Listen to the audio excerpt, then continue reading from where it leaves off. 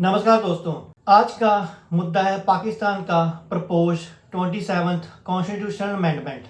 ये एक simple law change नहीं है। इसके ज़रिए पाकिस्तान के पावर स्ट्रक्चर, जुडिशरी, प्रोविंसेस और military balance potentially big way में शिफ्ट हो सकता है। इस वीडियो में हम स्टेप बाय स्टेप देखते हैं क्या प्रपोजल है, किसके लिए है और सबसे इम्पोर्टेंट क्या मतलब हो सकता है लोगों के लिए और रीजन के लिए।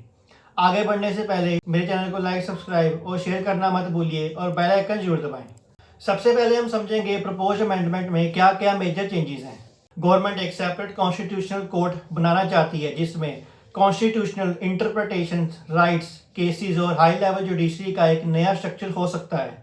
इसका कहना है वर्कलोड रिड्यूस होगा, लेकिन क्रिटिक्स वार्न कर रहे हैं कि जुडिशरी इंडिपेंडेंस थ्रेट में पड़ सकती है।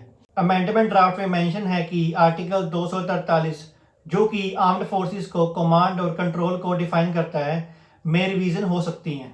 यहाँ से मैसेज मिल रहा है मिलिट्री लीडरशिप को कॉन्स्टिट्यूशनल बैकिंग मिल सकती है, उनका पोजीशन फॉर्मलाइज हो सकता है। प्रपोज्ड चेंजेस में प्रोविंसेस के फिस्कल शेयर्स भी रिवाइज हो सकते हैं, यानी कि फेडरल से पावर वापस लेना। प्रोविंसेस जैसे सिंध और बलोचिस्तान ने ओपनली कहा है कि 18th अमेंडमेंट का ये रोल बैक हो रहा है, जहां पर सेंटर ने अलग अलग प्रोविंसेस को पावर दी थी, वो अपने अकॉर्डिंग एजुकेशन और बहुत सी चीजें अपने कंट्रोल में रख सकते हैं।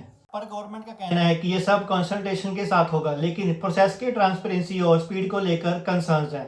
अगला सवाल है ये क्यों हो रहा है और इस टाइम होने का क्या मतलब है। पाकिस्तान अब पॉलिटिकल और इकोनॉमिक सिक्योरिटी प्रेशर्स में है। इंस्टेबिलिटी, फाइनेंशियल क्राइसिस सब मिक्स हैं। आर्मी का इन्फ्लुएंस हिस्टोरिकली स्ट्रॉन्ग रहा है पाकिस्तान में। अब स्ट्रक्चर को कॉन्स्टिट्यूशनल फुटिंग देने का मोमेंट लग रही है। इस अमेंडमेंट से पाकिस्तान के आर्मी चीफ आसिम मुनीर का क्या रोल है। आसिम मुनीर पाकिस्तान का टॉप फेस है और उसकी करंट पोजीशन सबसे पावरफुल है। अगर ये 27th अमेंडमेंट पास होती है तो आसिम मुनीर की इंस्टीट्यूशनल पोजीशन और स्ट्रॉन्गर हो सकती है और फॉर्मलाइज्ड हो सकती है। ये उसके लिए एक मौका है और चैलेंज भी।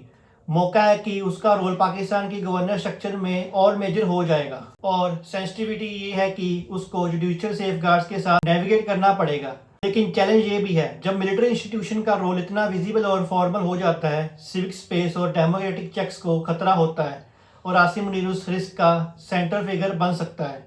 आप तो जानती है कि पाकिस्तान में तख्ता पलट तो होता ही रहता है। लीगल एक्सपर्ट्स वार्न कर रहे हैं कि जज transfer rules, court structure change होने से जुडिशरी की ऑटोनॉमी कॉम्प्रोमाइज हो सकती है। अगर अमेंडमेंट से मिलिट्री का इंस्टीट्यूशनल रोल बढ़ गया तो सिविलियन सुपरमेसी वीक हो जाएगी। क्या पाकिस्तान इमरजेंसी स्टेट में जा सकता है। पाकिस्तान में अभी ऑफिशियली इमरजेंसी डिक्लेयर नहीं हुई, बट ग्राउंड रियलिटी क्या कह रही है कि पावर सेंट्रलाइजेशन, मिलिट्री रोल का बढ़ना, जुडिशरी को रिकंस्ट्रक्ट करना और प्रोटेस्ट को क्रैकडाउन करना, ये सब संकेत देता है कि पाकिस्तान आगे इमरजेंसी स्टेट में जा सकता है। पाकिस्तान की हिस्ट्री में वैसे भी पाकिस्तान की हिस्ट्री में डी फैक्टो इमरजेंसी फेसेस आए हैं, जैसे ऑफिशियल इमरजेंसी ना हो पर गवर्नेंस स्टाइल इमरजेंसी जैसी हो।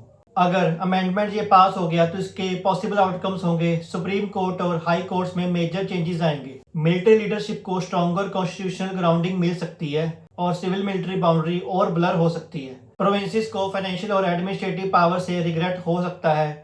फेडरेशन वीक हो सकती है। पाकिस्तान में जितने भी प्रोविंसेस हैं उसमें कुछ ना कुछ पावर को लेकर स्ट्रगल चली रही होती है। जैसे बलोचिस्तान का centre dominated policy making ban हो सकती है, डिसीजन मेकिंग स्ट्रीमलाइन हो सकती है, पब्लिक ट्रस्ट पर इफेक्ट पड़ सकता है।